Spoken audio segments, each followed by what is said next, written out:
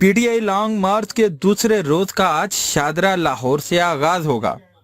پاکستان تحریک انصاف کے long march کا آج دوسرے روز شاہدرہ لاہور سے آغاز ہوگا۔ چیئرمین پاکستان تحریک انصاف عمران خان کی قیادت میں لانگ مارچ شاہدرہ سے شروع ہو کر فیروز والا پہنچے گا۔ فیروز والا کے بعد مریدکے میں استقبال ہوگا۔